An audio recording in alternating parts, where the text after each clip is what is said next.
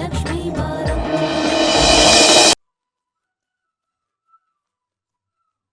ಚಿನ್ನು ಅಕ್ಕ ನಿಂತಾವನೆ ಬರ್ಬೇಕು ಅಂತಿದ್ದೆ. Thank you. ನೀನ್ ಟೀ ಕುಡ್ದ್ಯಾ? ಇಲ್ಲ ಅಕ್ಕ, ಈಗ ತಾನೇ ಅಪ್ಪಾಜಿಗೆ ಟೀ ಕೊಟ್ಟು ಬಂದೆ. ಅವಂಗೂ ಕೊಟ್ಮ್ಯಾಕೆ ನಾನು ಕುಡಿತೆ. ಅಮ್ಮಂಗ? ಅಮ್ಮಂಗೆ ನಿನ್ ಮೇಲೆ ತುಂಬಾ ಕೋಪ ಬಂದಿದೆ. ಅಮ್ಮನ್ ಕೋಪ ಕಡಿಮೆ ಆಗೋವರೆಗೂ ಅವಳ ಕಣ್ಣಗ್ ಸುಳಿಬೇಡ, ಅರ್ಥ ಆಯ್ತಾ? ಅವಂಗ್ ಕೋಪ ಬಂದದೆ ಅಂತ ನಂಗೆ ಗೊತ್ತು, ಅದಕ್ಕೆ ನಾನೇ ಕಾರಣ ಅಂತನೂ ಗೊತ್ತು. ಅದಕ್ಕೆ ಟೀ ಕೊಟ್ಟು ಕ್ಷಮೆ ಕೇಳ್ಕೊಂಬರ್ತೀನಿ. ಚಿನ್ನು, ನೀನ್ ಶುದ್ಧ ಪೆದ್ದಿ ಕಣೆ. ನೋಡು, ನಮ್ಮಮ್ಮ ಏನು ಅಂತ ನಿನಗಿಂತ ಚೆನ್ನಾಗಿ ನನಗ್ ಗೊತ್ತು. ನೀನೇನಾದ್ರೂ ಇವಾಗ ಹೋಗಿ ಸಾರಿ ಕೇಳಿದ್ಯೋ ನಿನ್ ಜನ್ಮ ಜಾಲಾಡ್ಬಿಡ್ತಾಳೆ. ಸರಿ, ಟೀ ಕೊಡು, ನಾನೇ ಹೋಗ್ಬಿಟ್ಟು ಕೊಟ್ಬಿಟ್ಟು ಬರ್ತೀನಿ. ಅಲ್ಲಿ ತನಕ ನೀನ್ ಇಲ್ಲೇ ಇರು, ಓಕೆನಾ? ಇಲ್ಲ ಅಕ್ಕ, ಅವಂಗ್ ನಾನೇ ಟೀ ತಕೊಂಡೋಗಿ ಕೊಡ್ತೀನಿ. ಅವ್ವ ಬೈದ್ರೂ ಪರವಾಗಿಲ್ಲ, ಒಂದೇಟ್ ಹೊಡೆದ್ರೂ ಪರವಾಗಿಲ್ಲ. ಬೈಯೋದವ್ವ ತಾನೇ, ನಾನು ಸುಳ್ಳು ಹೇಳ್ಬಾರ್ದಾಗಿತ್ತು, ಹೇಳ್ಬಿಟ್ಟೆ. ಮಕ್ಕಳು ತಪ್ಪು ಮಾಡಿದಾಗ ಅವ್ವ ಬೈಲೇಬೇಕಲ್ವಾ? ಬೇಡ ಚಿನ್ನು, ನಾನು ಹೇಳಿದ ಮಾತು ಕೇಳು. ಅಮ್ಮನ ಕೋಪ ಕಡಿಮೆ ಆದ್ಮೇಲೆ ಹೋಗಿ ಕೊಡುವಂತೆ. ಇವಾಗ ಏನಾದ್ರೂ ಹೋದ್ಯೋ ನಿನಗ್ ಪೂಜೆ ಕಾದಿದೆ. ನಾನು ಹೋಗಿ ಸಾರಿ ಕೇಳಿದ್ರೆ, ಇನ್ಮೇಲೆ ಯಾವತ್ತೂ ಸುಳ್ಳು ಹೇಳಕ್ಕಿಲ್ಲ ಅಂತ ಸತ್ಯ ಮಾಡಿದ್ರೆ ಅವನ ಕೋಪ ಕಡಿಮೆ ಆಯ್ತದೆ. ಸರಿ ಬಿಡು. ಅಮ್ಮನ ಹತ್ರ ಬೈಗುಳ ತಿನ್ಬೇಕು ಅಂತ ನಿನ್ ಹಣೆನಲ್ಲಿ ಬರ್ದಿದ್ರೆ ನಾನೇನು ಮಾಡೋದಿಕ್ಕಾಗಲ್ಲ. All the best. ಸರಿ ಅಕ್ಕ. ಏನ್ ಸರಿ ಅಕ್ಕ? ಥ್ಯಾಂಕ್ ಯು ಅಂತ ಹೇಳ್ಬೇಕು. 3 ದಿನ ಮನೇಲಿಲ್ಲ ಅಂದ್ರೆ ಎಲ್ಲ ಮರ್ತ್ಬಿಡ್ತೀಯಾ? ಥ್ಯಾಂಕ್ ಯು ಅಂತ ಹೇಳು. ಥ್ಯಾಂಕ್ಸ್ ಅಕ್ಕ.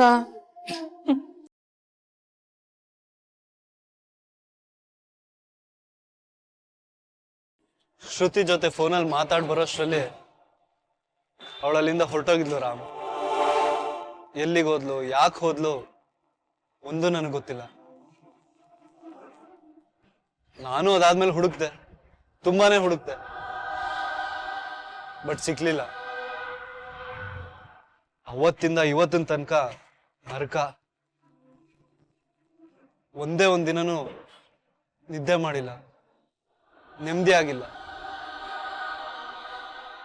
ಇದನ್ನೆಲ್ಲ ಯಾರ ಹತ್ರ ಹೇಳ್ಕೊಳ್ಳಿ ರಾಮ್? ನನಗೆ ನಿನ್ ಪರಿಸ್ಥಿತಿ ಅರ್ಥ ಆಗುತ್ತೆ ಕಣೋ ಚಂದನ್. ಆದ್ರೂ ಆ ಹುಡುಗಿ ನಿನ್ಗೆ ಹೇಳ್ದೆ ಕೇಳ್ದೆ ಯಾಕೆ ಹೋದ್ಲು?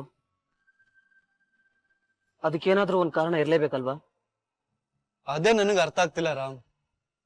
ಮೊನ್ನೆ ಒಂದ್ ಮಾಲಲ್ಲಿ ಸಿಕ್ಕಿದ್ಲಲ್ಲ ಅಂತ ನಿಲ್ಸ್ ಕೇಳ್ದೆ. ಆದ್ರೆ ಅವಳು ನನ್ನ ಪಾಡಿಗೆ ನನ್ನ ಬಿಟ್ಬಿಡಿ ಅಂತ ಕೇಳ್ಕೊಂಡ್ಲು. ಯಾಕೆ ಅಂತ ಕೇಳಷ್ಟರಲ್ಲಿ ಅಲ್ಲಿಂದನೂ ಓಡೋದ್ಲು ಅವಳು. ಅಷ್ಟರಲ್ಲಿ ಶ್ರುತಿ ಬೇರೆ ಬಂದ್ಬಿಟ್ಲು. ಆ ಸಮಯದಲ್ಲಿ ನನ್ಗೇನ್ ಮಾಡ್ಬೇಕು ಅಂತ ತೋರಿಸ್ಲಿಲ್ಲ ರಾಮ್.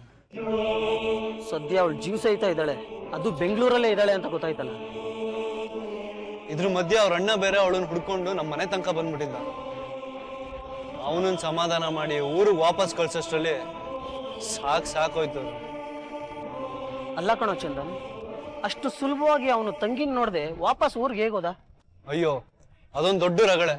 ನಾನು ಪೊಲೀಸ್ ಸ್ಟೇಷನ್ಗೆ ಹೋಗ್ತೀನಿ, ಕಂಪ್ಲೇಂಟ್ ಕೊಡ್ತೀನಿ ಅಂತೆಲ್ಲ ಹೇಳ್ತಾ ಇದ್ದ. ನಾನು ಅವನಿಗೆ 30 ದಿನದಲ್ಲಿ ನಿನ್ ತಂಗಿನ ಹುಡ್ಕೊಡ್ತೀನಿ, ಸಿಗದೆ ಹೋದ್ರೆ ಇಬ್ರು ಒಟ್ಟಿಗೆ ಹೋಗಿ ಪೊಲೀಸ್ ಸ್ಟೇಷನ್ ಕಂಪ್ಲೇಂಟ್ ಕೊಡೋಣ ಅಂತಂದೆ. ನನ್ ಪುಣ್ಯಕ್ಕೆ ಒಪ್ಕೊಂಡ. ಆದ್ರೆ ಆ 30 ದಿನಗಳಲ್ಲಿ ಈಗಾಗ್ಲೇ ಎಷ್ಟೊಂದ್ ದಿನ ಕಳ್ದೋಗಿದೆ. ಎಲ್ಲಿ ಅಂತ ಹುಡ್ಕೋದು, ಹೇಗ್ ಹುಡ್ಕೋದು, ಎಲ್ಲಿಂದ ಶುರು ಮಾಡೋದು ಒಂದು ಗೊತ್ತಾಗ್ತಿಲ್ಲ ರಾಮ್. ಚಂದನ್, ಪೊಲೀಸ್ ಸ್ಟೇಷನ್ಗೆ ಹೋದ್ರೆ ಹೇಳ್ಬಾರ್ದು ಸತ್ಯನೆಲ್ಲ ನೀನು ಹೇಳ್ಬೇಕಾಗತ್ತೆ ಚಂದನ್. ನಾನು ಏನ್ ಹೇಳ್ತಿದ್ದೀನಿ ಅಂತ ನಿನ್ಗೆ ಅರ್ಥ ಆಗ್ತಿದೆ ಅಲ್ವಾ? ಗೊತ್ತು. ಪೊಲೀಸ್ ಸ್ಟೇಷನ್ ಅಲ್ಲಿ ತಪ್ಪಿಸ್ಕೊಂಡವರು ನಿಮ್ಗೆ ಏನಾಗ್ಬೇಕು ಅಂತ ಕೇಳಿದ್ರೆ ನಾನು ನನ್ನ ಹೆಂಡತಿ ಅಂತ ಒಪ್ಕೋಬೇಕಾಗತ್ತೆ, ಬೇರೆ ದಾರಿನೇ ಇಲ್ಲ. ಒಂದು ಸಲ ನಿಜ ಹೇಳಿದ್ಮೇಲೆ ಅಷ್ಟೇ ನನ್ನ ಜೀವನ ಸರ್ವನಾಶ ಆದ ಹಾಗೆ. ನೆಮ್ಮದಿಯಾಗಿದ್ದ ನಾನೇ ನನ್ನ ಕೈಯಾರ ನನ್ನ ಜೀವನ ಹಾಳು ಮಾಡ್ಕೊಂಡೆ. ಯಾವ ತಪ್ಪು ಮಾಡದೇ ಇರೋ ನಾನು ಶಿಕ್ಷೆ ಅನುಭವಿಸ್ತಾ ಇದ್ದೀನಿ. ಕಷ್ಟದಲ್ಲಿರೋರ್ಗೆ ಸಹಾಯ ಮಾಡಕ್ ಹೋಗಿ ನೀನೇ ಕಷ್ಟದಲ್ಲಿ ಸಿಗಾಕೊಂಡಲ್ಲ ಚಂದನ್.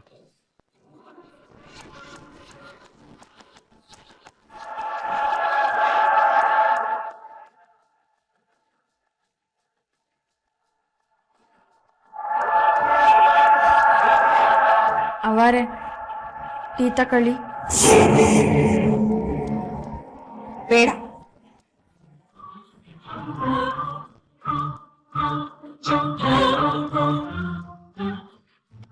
ಅವ್ವ, ನಾನು ನಿಜವಾಗ್ಲೂ ತಪ್ಪು ಮಾಡೀವ್ನಿ. ಇದು ಒಂದ್ಕಿತ ನನಗೆ ಕ್ಷಮಿಸ್ಬಿಡವ. ದ್ಯಾವ್ರಾಣೆಗೂ ಇನ್ಮೇಲೆ ಯಾವತ್ತೂ ನಾನು ತಪ್ಪು ಮಾಡೋಕ್ಕಿಲ್ಲ. ನಾನು ಕ್ಷಮಿಸಿ ಏನಾಗಬೇಕಾಗಿದೆ? ನಿನಗೆ ಅದರ ಅಗತ್ಯ ಇಲ್ಲ. ಗೊಂಬೆ ಎಲ್ಲಿವರೆಗೂ ನಿನ್ನ ಕಾಪಾಡ್ತಾಳೋ, ಎಲ್ಲಿವರೆಗೂ ನಿನ್ ಪರ ಇರ್ತಾಳೋ, ಅಲ್ಲಿವರೆಗೂ ನೀನು ಈ ಮನೇಲಿ ಸಂತೋಷವಾಗಿ ನೆಮ್ಮದಿಯಾಗಿರಬಹುದು. ಅವರೇ, ನೀವು ಕೋಪ ಮಾಡ್ಕೊಂಡಿದ್ದೀರಿ. ನಾನು ಹೆಂಗೆ ಆರಾಮಾಗಿರೋಕ್ಕಾಯ್ತದೆ? ತಪ್ಪಾಯ್ತು ಅವರೇ. ನಂಗೆ ಗೊತ್ತು ನಾನು ತಪ್ಪು ಮಾಡೀವ್ನಿ ಅಂತ. ಬೇಕಾದ್ರೆ ನಾನು 100 ಸಲ ಸಾರಿ ಕೇಳ್ತೀನಿ. ಟೀ ಕುಡಿಯೋಕ್ಕಿಲ್ಲ ಅಂತ ಮಾತ್ರ ಅನ್ಬೇಡಿ ಅವರೇ.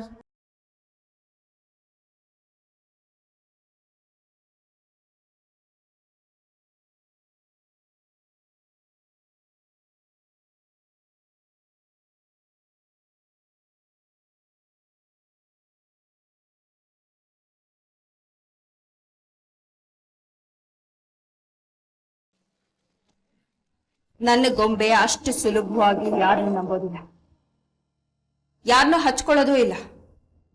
ನಿನ್ನನ್ನ ಇಷ್ಟೊಂದು ಇಷ್ಟ ಪಡ್ತಾಳೆ ಅಂದ್ರೆ ಆ ದೇವ್ರಿಗೆ ಗೊತ್ತು. ನಿನ್ನನ್ನು ಇಷ್ಟಪಡೋ ಕಾರಣಕ್ಕೆ ಅವಳು ಎಷ್ಟು ನೋವು ಅನುಭವಿಸ್ಬೇಕೋ ನನಗಂತೂ ಗೊತ್ತಿಲ್ಲ. ಒಂದು ಮಾತು ಹೇಳ್ತೀನಿ ಲಕ್ಷ್ಮಿ, ನನ್ನ ಗೊಂಬೆ ನಿನ್ನನ್ನು ಅಪಾರವಾಗಿ ನಂಬಿಕೆ ವಿಶ್ವಾಸ ಇಟ್ಕೊಳ್ತಾಳೆ. ಯಾವುದೇ ಕಾರಣಕ್ಕೂ ನೀನವಳಿಗೆ ನಂಬಿಕೆ ದ್ರೋಹ ಮಾಡಬೇಡ. ನಿನ್ನಿಂದ ಅವಳಿಗೆ ಏನಾದರೂ ಮನ್ಸಿಗೆ ನೋವಾಯಿತು ಅಂತ ನನಗೆ ಗೊತ್ತಾದ್ರೆ ನಾನು ಮಾತ್ರ ನಿನ್ನ ಸುಮ್ಮನೆ ಬಿಡಲಿಲ್ಲ. ನನ್ನ ಗೊಂಬೆನ ನಾನು ಅತಿಯಾಗಿ ಪ್ರೀತಿಸ್ತೇನೆ, ಅದು ನಿನಗೆ ನೆನಪಿರಲಿ.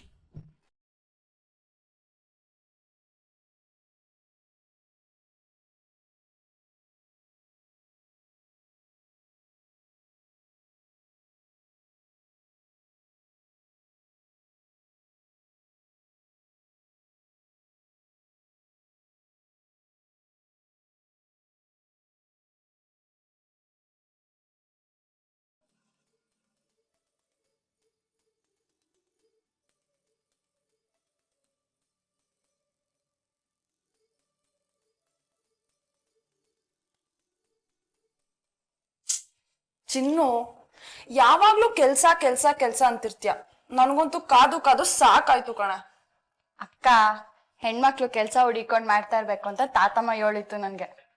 ನಂಗ್ ಬೋರ್ ಆಗ್ತಿದೆ. ಬಾ, ಒಂದ್ ಸ್ವಲ್ಪ ಆರಾಮಾಗಿ ಕುತ್ಕೊಂಡು ಹರಟೆ ಹೊಡಿಯೋಣ. ಅಯ್ಯೋ, ಆ ಥರ ಎಲ್ಲ ಕೆಲಸ ಎಲ್ಲ ಅರ್ಧಂಬರ್ಧ ಮಾಡಬಾರ್ದಕ್ಕ. ಇನ್ನೇನು ಕೆಲಸ ಮುಗ್ದೋಯ್ತು, ಆಮ್ಯಾಗ ಆರಾಮಾಗಿ ಕುತ್ಕೊಂಡು ಹರಟೆ ಹೊಡಿಯುವ. ಸರಿ, ನಾನು ನಿನಗೆ ಹೆಲ್ಪ್ ಮಾಡ್ಲಾ? ಕೆಲಸ ಬೇಗ ಮುಗಿಯತ್ತೆ. ಅದಕ್ಕೇನಂತೆ, ಧಾರಾಳವಾಗಿ ಮಾಡು. ನೀನು ಮಾಡ್ತೀನಿ ಅದು ಹೆಚ್ಚ, ನಾನು ಹಿಂಗೆ ಮಾಡಿಸೋದು ಹೆಚ್ಚ? ಸರಿ ಅಕ್ಕ, ತಗೋ ಈ ತರಕಾರಿ ಹೆಚ್ಚಿಕೊಡು. ಹೆಚ್ಚಬೇಕಾ? ಬೇಡಪ್ಪ, ನನ್ನ ಕೈ ಕಟ್ಟಾಗೋದ್ರೆ ನೀವೇ ಮಾಡಿ. ಥ್ಯಾಂಕ್ಸ್. ಸರಿ, ನಾನೇ ಎಲ್ಲ ಮಾಡ್ತೀನಿ. ನೀನು ಮಾತಾಡ್ತಾ ಇರು, ನಾನು ಕೇಳ್ತಾ ಕೇಳ್ತಾ ಅಡುಗೆ ಮಾಡ್ಬೇಕು. ಚಿನ್ನು, ಬೋರು ಕಾಣ. ಅಕ್ಕ, ಅಲ್ಲಿ ಸಾಂಬಾರ್ ಪುಡಿ ಇದೆ, ಸ್ವಲ್ಪ ಎತ್ಕೊಡು. ಇದೊಂದು ಸ್ವಲ್ಪ ಈಸಿ.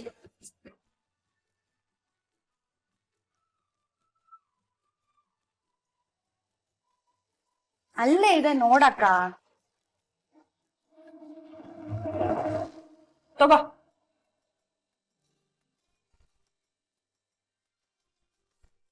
ಅಕ್ಕ, ಇದು ಸಾಂಬಾರ್ ಪುಡಿ ಅಲ್ಲ.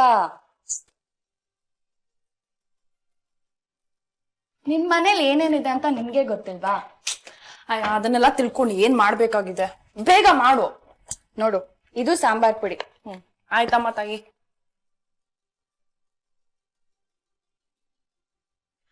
ಇನ್ನು ಎಷ್ಟೊತ್ತೆ? ಇನ್ ಸ್ವಲ್ಪ ಹೊತ್ತಕ್ಕ ಮುಗ್ದೋಗುತ್ತೆ.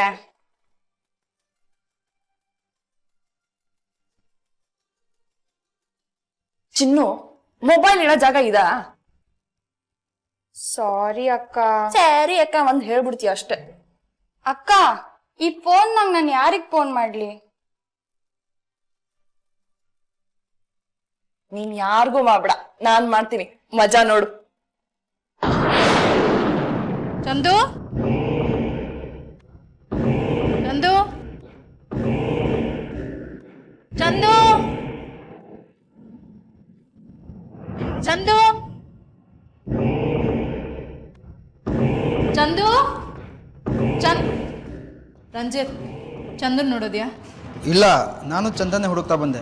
ರಾಮು ಕೇಳೋಣ ಅಂದರೆ ಅವನು ಕಾಣ್ತಾ ಇಲ್ಲ. ಇಬ್ಬರು ಎಲ್ಲರೂ ಹೊರಗಡೆ ಹೋಗಿರ್ಬೋದಾ? ರೂಮಲ್ಲಿ ಏನಾದರೂ ಇದಾನಾ? ಇರಿ, ನಾನು ನೋಡ್ತೀನಿ. ಒಂದು ಕೆಲಸ ಮಾಡು, ನಾನು ಹಾಲಲ್ಲಿ ಅವನಿಗೋಸ್ಕರ ವೆಯ್ಟ್ ಮಾಡ್ತಿದ್ದೀನಿ ಅಂತ ಹೇಳು. ಸರಿ.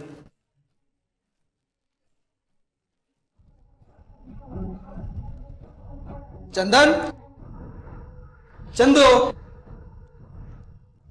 ಚಂದನ್. ಏನ್ ಬೇಕಿತ್ತು ರಂಜಿತ್? ಚಂದನ್ ಹುಡುಕ್ತಾ ಬಂದೆ. ಕುಮುದ ಅವರು ಅರ್ಜೆಂಟ್ ಕೆಲಸ ಇದೆ ಕರೀಂದ್ರು, ಅದಕ್ಕೆ ಬಂದೆ. ಚಂದು ಟೆರೆಸ್ ಕಡೆ ಹೋಗ್ತಿದ್ದ, ಅಲ್ಲೇ ಇರಬೇಕು.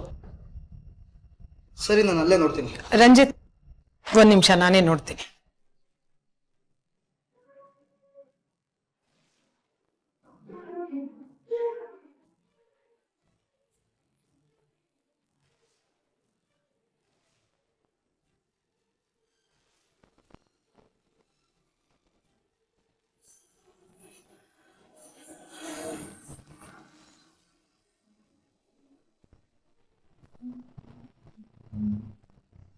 ನಿನ್ಗೇನ್ ಹೇಳ್ಬೇಕು ಅಂತಾನೆ ಅರ್ಥ ಆಗ್ತಾ ಇಲ್ಲ ಕಣೋ ಚಂದನ್. ಆ ಹುಡುಗಿ ಫೋಟೋನಾದ್ರೂ ಇದೆಯಾ? ಇಲ್ಲ ರಾಮ್. ಕಡೆ ಪಕ್ಷ ಫೋಟೋನಾದ್ರೂ ಇದ್ದಿದ್ರೆ ನಾನು ಬೀದಿ ಬೀದಿ ಸುತ್ತಿನಾದ್ರೂ ಹುಡುಕ್ತಾ ಇದ್ದೆ ಕಣೋ.